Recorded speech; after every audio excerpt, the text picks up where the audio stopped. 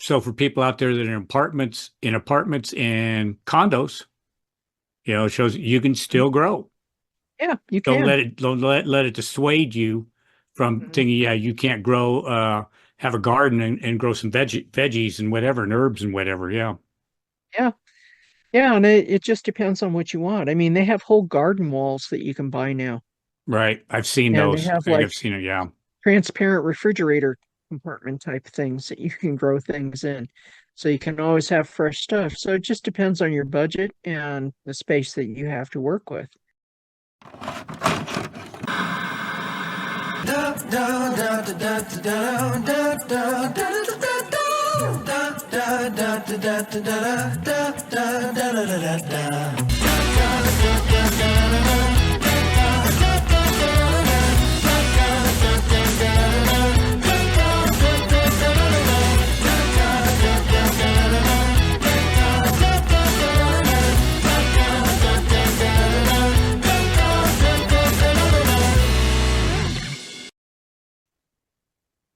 This is the Wonder Network, where we discuss healthy options for humanity. I'm Michael Laine, and with me today, co-hosting, is Dr. Val.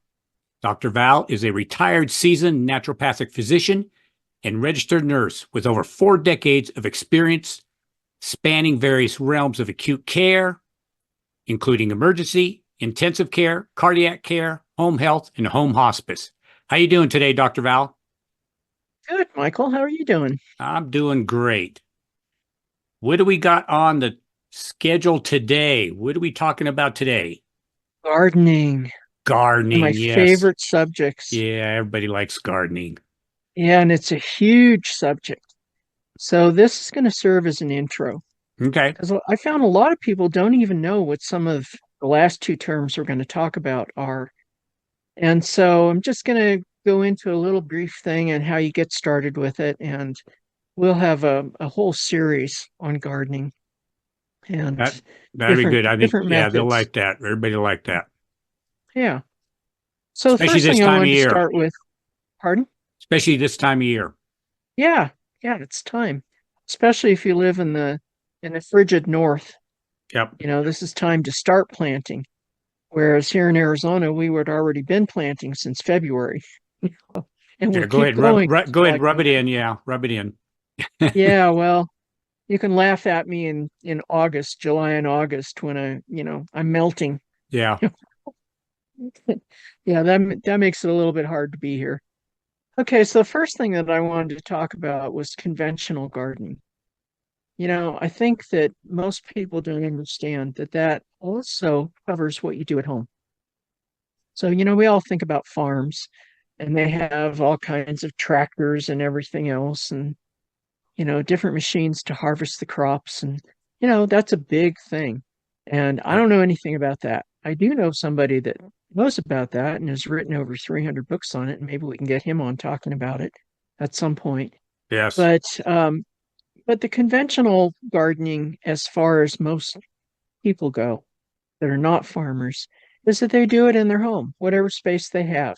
So how big is your backyard? What kinds of things do you want to grow? And how hard do you want to work at it? Because conventional gardening is usually directly into the dirt. And as we get older, that's a little bit hard to deal with.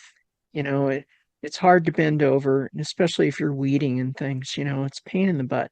So all kinds of things have been invented in the last 50 years so that people don't have to do that. Right. And some of those things were around for a long time, but people just didn't generally know about them. So of course, if you're elderly and you don't want to be bending over, then you want um, a planter of various types. They come in all kinds of shapes and sizes and materials. But you want something that's up higher. If you're in a wheelchair, then you want it to be basically seat height in Right. your wheelchair. And you want enough room between the planters so that you can wheel yourself around, Right. and not get stuck. And if you do best standing up, then you want it higher. So with conventional gardening, one of the things that you would do with planters is you would do Hügelkultur, which means you fill up at least half of the bed with tree branches. and Okay. grass clippings and bark and, stuff that you would normally want to be burning or sending to the dump. You throw that natural organic stuff into the container, sorry. And so some of these things are like what you would expect at a farm. They're metal Right. and they're kind of corrugated and they can be made really nicely. And then the other ones are wood. And I suppose they probably have some plastic ones too. So you might call them risers. There's all kinds of different terms for this stuff. But basically, you're going to fill most of it up with organic matter. And then you're going to fill the rest of it with topsoil and compost. And as the years go on, all that stuff that's in the bottom is going to break down and give you better and better soil. Oh, And okay. that's the secret of a good garden. You want Right. the best soil that you can have. And there's lots of ways to obtain that. And we'll go into that at some point in this series. But just know the conventional gardening also includes having the those containers that just raise it up for you, raised bed gardening. And you can get all kinds of things to put over the tops, netting and everything else.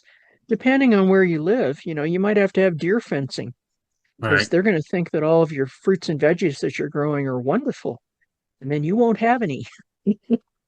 Rabbits like it too. Oh yeah. Yeah, I get I we got laughed we so have hard. rabbits here. Lots. Oh yeah. Well, we've got all kinds of stuff. We also have javelina here, and they Oh, will demolish everything right down to the ground. oh wow. There would be nothing left, and not even a stalk. Hmm. And how do I know that? Because yeah, been there, done that.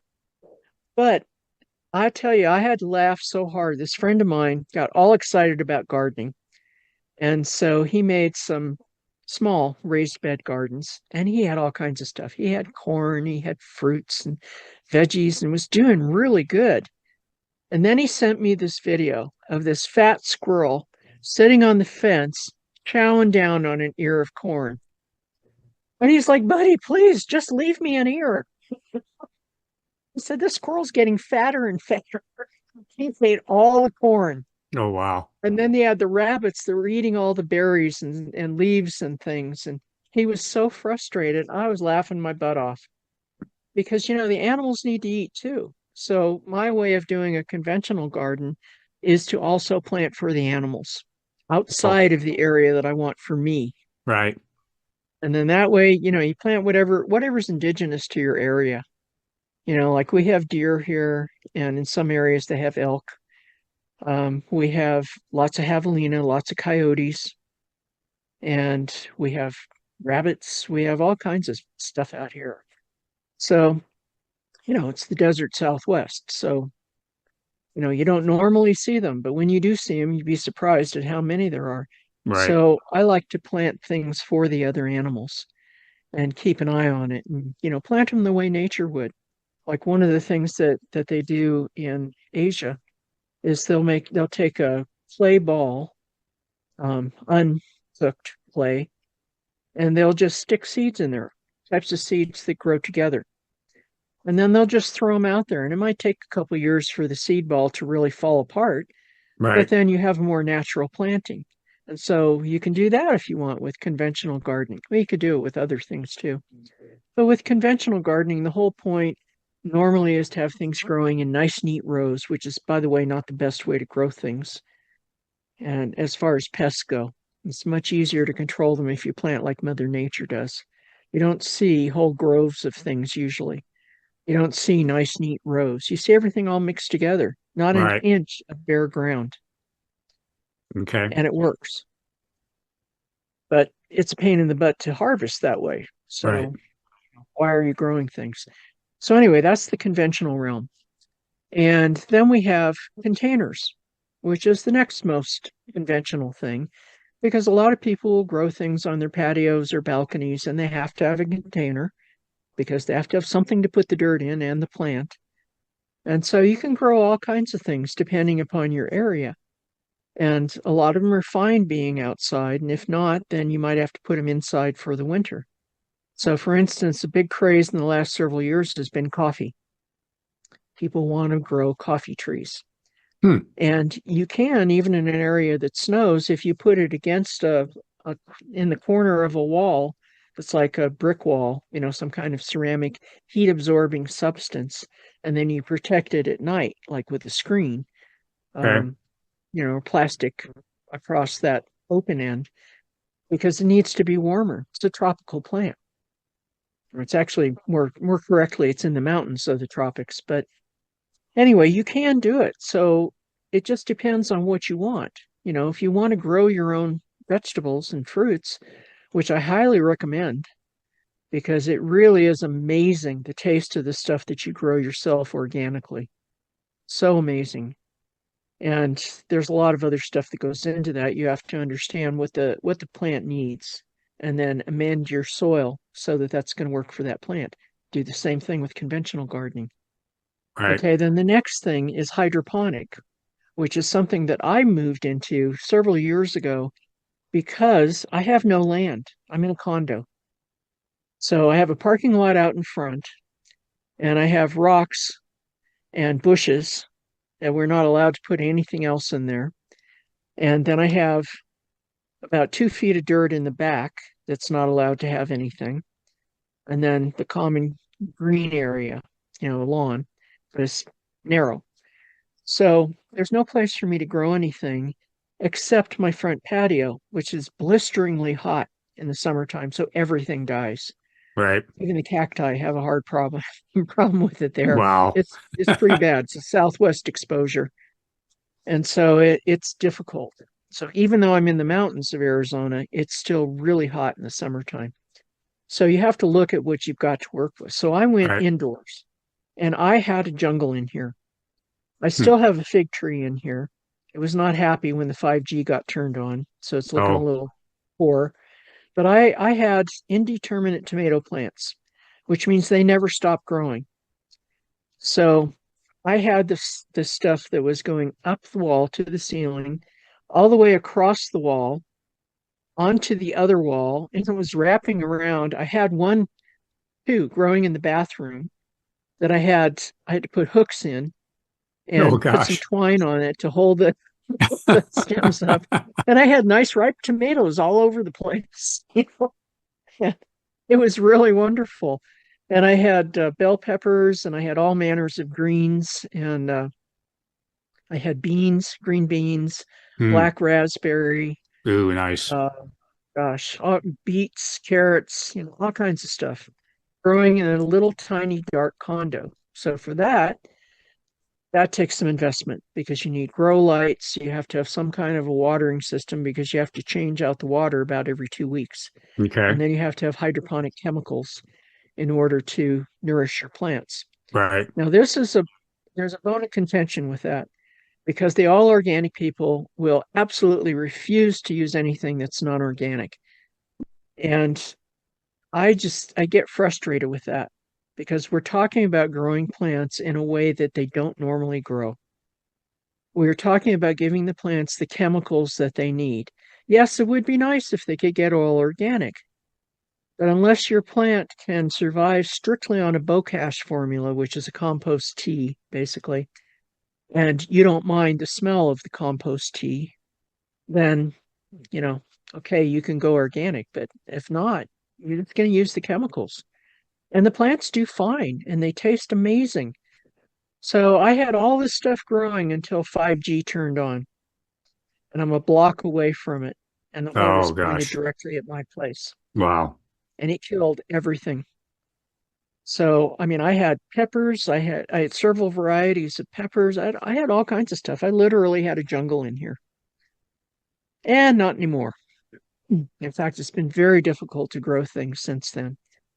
So, and I've got 5G abatement measures all over the place, as much as I could get. Right.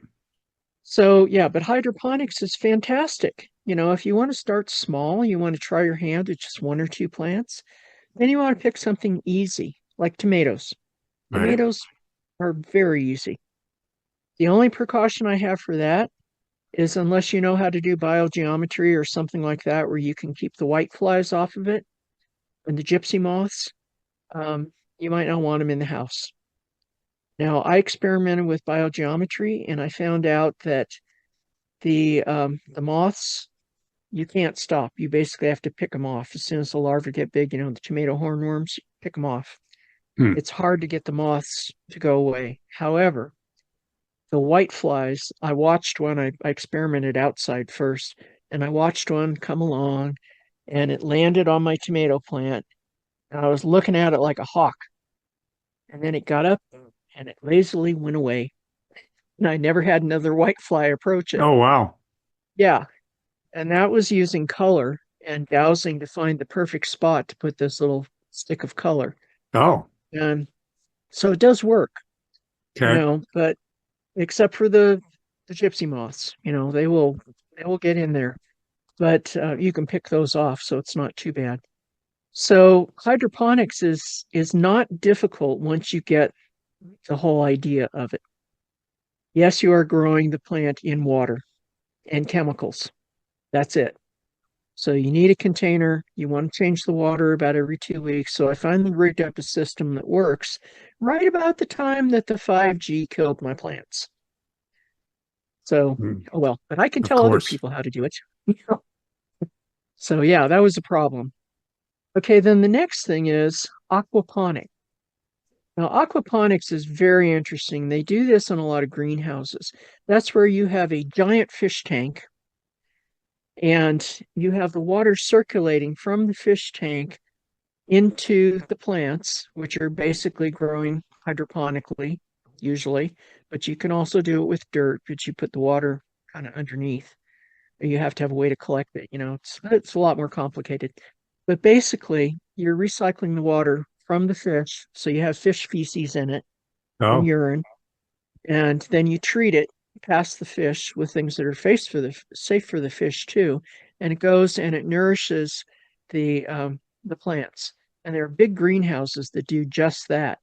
hmm. And then the return water is collected and sent back to the fish tank where you have plants growing that are specifically to filter the water to keep the fish safe. So it's a very interesting ecosystem. And there's several fish that you can grow that way. So I had the plans, I decided I was going to do three kinds of greenhouses, and one of them was going to be aquaponic. And I was going to grow mostly tropical plants in there because it's going to be hot and humid, you know. And then I was going to try my luck with prawns and bass and something else. I forgot what the other thing was. But anyway, there's certain species you can look it up online to see which will do well in aquaponics. And then you just have to figure out how big does the tank have to be. You have to have some automated systems to make sure that, if things break down in the middle of the night and you're asleep, the fish don't all die. Right. That would be devastating, especially if you want to catch those fish and eat them. Right. But it's exciting, Hmm. and I would love to have an aquaponics set up in a greenhouse. I think that would be fabulous. So those are the four major types of growing that we can do.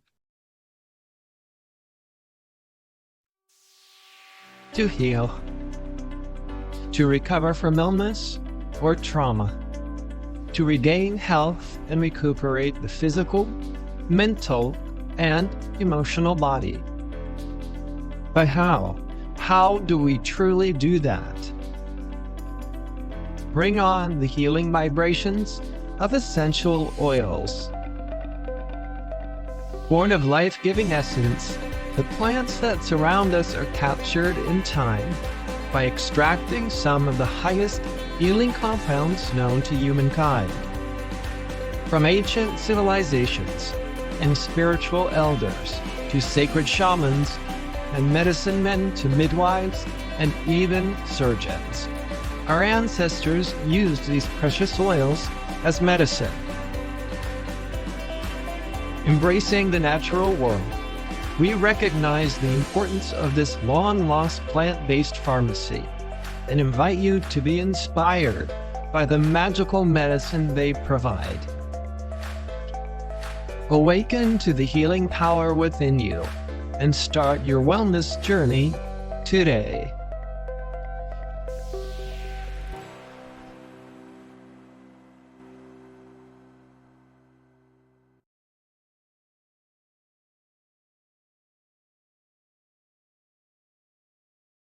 So as we go through these different types in the series, then people will be able to get a better feel of how to go about trying all these different things.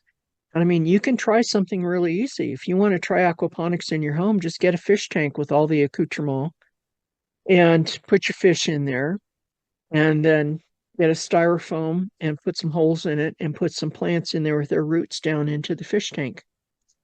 Make sure your water oxygen is going all the time so the fish don't die because they need oxygen, and the plants will like the oxygen too. So you can grow some herbs or something, just something as non-toxic fish.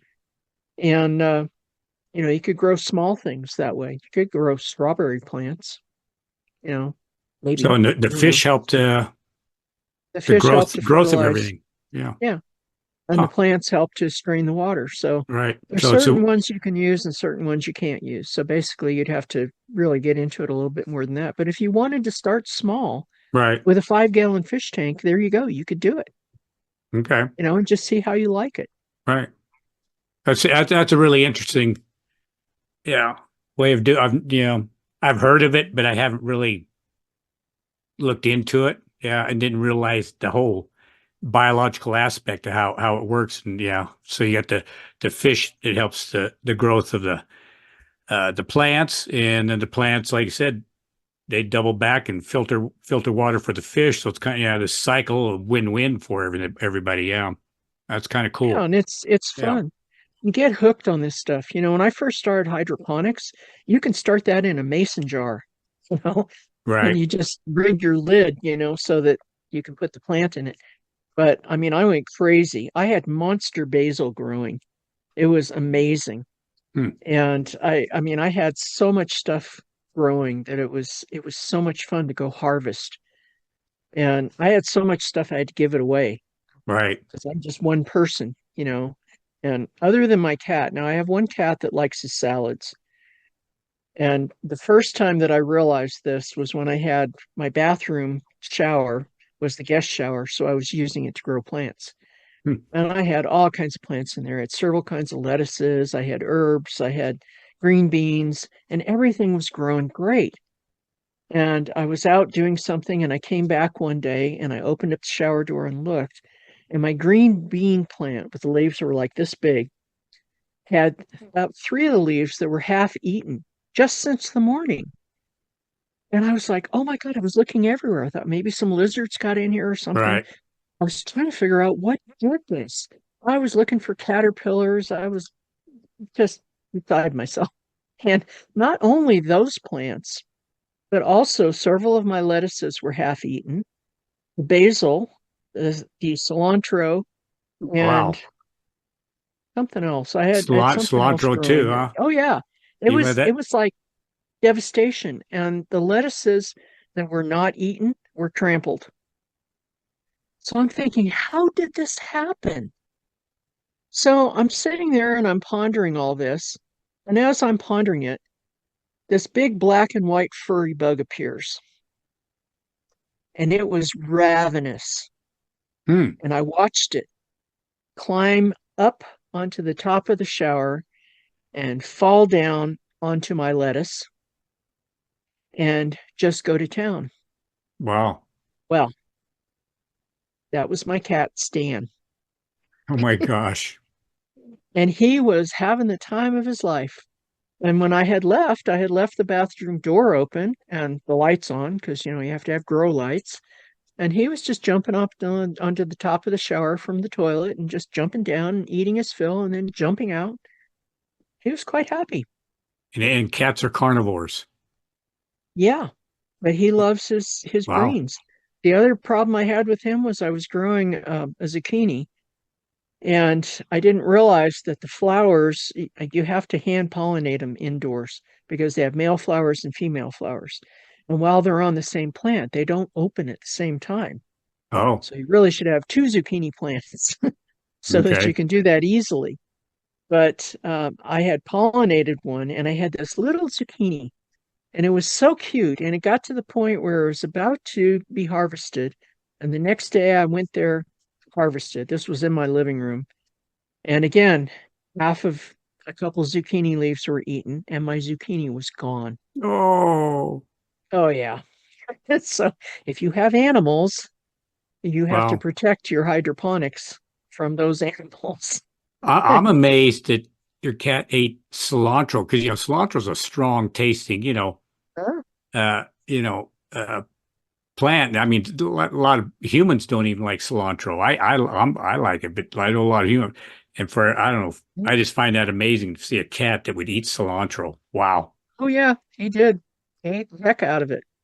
wow, Yeah, and basil, you wouldn't think that they'd want to eat basil either. That's a strong that's plant, true. but Yeah, that's a strong herb. Yeah, oh yeah, he chowed down. He was devastating to my shower cry.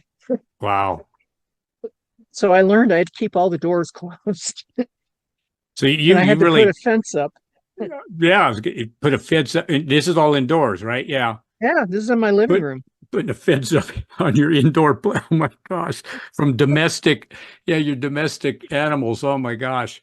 And then on the other hand, then the 5G. So between your cats and 5G, they've been devastated. Yeah, Yeah. yeah, that did me in. So now I grow sprouts and I grow some onions and garlic, just the tops, because Okay. I really don't have any room to do this stuff, Right. So I'll just like when I'm cutting an onion, I'll save the bottom and I'll put it in a little cup with a little bit of water just on the roots and it'll sprout. And so then I'll cut off the tops. So instead of having to go out and buy scallions all the time, I just use my regular onions or I use my scallions. Okay. I'll cut them about maybe this long Right. and use the tops. And then I put the bottoms with the roots into some water and they'll sprout and they'll grow nice and big again. Now just grow out again. Yeah. Well, and here so for people out there that are in apartments and condos, it shows you can still grow. Yeah, you Don't can. let it don't let it dissuade you from Mhm. thinking, yeah, you can't grow have a garden and grow some veggies and whatever and herbs and whatever. Yeah. Yeah. Yeah. And it just depends on what you want. I mean, they have whole garden walls that you can buy now. Right. I've seen And they those. have I think like I've seen it. Yeah. transparent refrigerator compartment type things that you can grow things in. So you can always have fresh stuff. So it just depends on your budget and the space that you have to work with. Right. I don't have much space here, so I just did what I could. But I needed to invest in grow lights and the hydroponic chemicals and just little incidental things like the net baskets to put them in and stuff like that. So we'll go into more of this stuff in depth as we go through the series so that people can get a handle on it. And I think that people will find it's easier than they thought. Right. And when you get your first harvest of this food, let me tell you, you'll be amazed. I mean, I didn't know what bell peppers really tasted like because all I'd ever had was store-bought. Right. When I grew my own bell peppers, oh my God, they were amazing. And I grew the California Wonder bell pepper. Okay. And so with that one, it's green, but then you wait till it turns crimson. It Okay. starts out as a really deep emerald green, and then it turns a deep kind of vermilion red. And it was like candy. It was so sweet Hmm. and just amazing. There's no store-bought stuff that's like that. Yeah. But the So, flavor's just like 3 times more. Yeah. oh yeah. I mean, if you're a gourmet cook and you really want fresh, beautiful food, grow it yourself. Right. It makes a huge difference. And it's not all that hard to do hydroponics. Conventional stuff takes more work. Container gardens aren't hard. Hydroponics not hard. Aquaponics is really hard. Okay. That's heavy duty stuff. Once you get to know what you're doing, then it's not hard. But getting it all set up and all that kind of stuff, it's also expensive. Right. But the other three ways, they're not that hard. You just have to practice it. Everybody used to grow their own food when I was a kid. Everybody in the neighborhood. We had one person that grew zucchini because one zucchini plant will feed an entire neighborhood. Right. People got tired of having zucchini, and just a couple of people that grew tomatoes for the same reason. Right. And a lot of people would grow carrots and broccoli and stuff like that. But those two things, the zucchinis and the tomatoes, could feed a whole neighborhood pretty easily. Hmm. And that's what people did. We as neighbors, we'd say, hey, I'm thinking about growing this. And if somebody else said, oh, I'm already growing that, then we go, okay, well, how about this? Right. And so people would trade off with whatever produce they got. But That yeah, it way, was beautiful. that way the whole neighborhood would have a little bit of everything. Yeah. Somebody Yeah, grows everything. Yeah. So yeah. just to recap, so we're going to do there'll be series coming up on the 4, right? Got the Mhm. 4 on the four ones, right? So you Yep, got conventional, the hydroponics, the aquaponics. Is that what it's and what's yeah. the fourth one? Containers. Containers. Okay. It And we is a will be, little bit different growing in containers, even though you're still growing in soil. You have to be a little more careful because your plant is captive. is it much of a difference growing in like a wood box, planter box versus the galvanized metal containers? I see those all the time at Home Depot.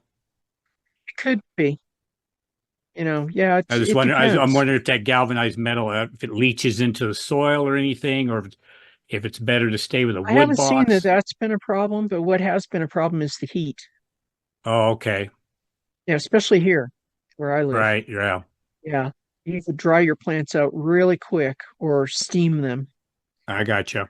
So you want to use something. Normally, what people do if they want a more permanent raised garden out here is they'll use cinder block Oh, okay. because they'll keep the plants warm at night, but they won't get scorched during the daytime except for the direct sunlight. Okay. So there's all kinds of things you can use for raised bed gardening and all kinds of heights. Right. It just depends on where you are in life, and what your physical condition is. And I mean, I've been doing raised bed gardening, gosh, since I was in my 20s because it's just a pain in the butt to have to be down on the ground. And plus the rabbits can get it, and so can a whole lot of bugs. Right. That's true. So, depending on where you live, you may have to put fencing or screening around your stuff. Right. All right. Well, that's all good stuff, and I think a nice teaser for what's to come. Yeah, it's So, fun. I love gardening. yeah, I wish I had a place I could garden here. that's great. Yeah. So we will be going into more detail on all 4 of those topics. Again, this is just an intro for everybody out there. So this is just a short intro show on that of going into more detail and what's to come. Is there anything you want to add to that, Dr. Val? Nope. You got anything you want to add, Michael? Other than that, I'm ready to close it out and look forward Okay. to getting into these shows with a little more detail. Yeah, gardening, like I said, gardening is fun, and I think almost everybody likes it. Like, whether you're Good in for us too. whether you got the land or you're in an apartment, it could be done by anybody who has, you got the desire and want to, you can do it. Yep. So with that being said, this is the Wonder Network, where we discuss healthy options for humanity. I'm Michael Laine with Dr. Val. And until next time, we'll see you then.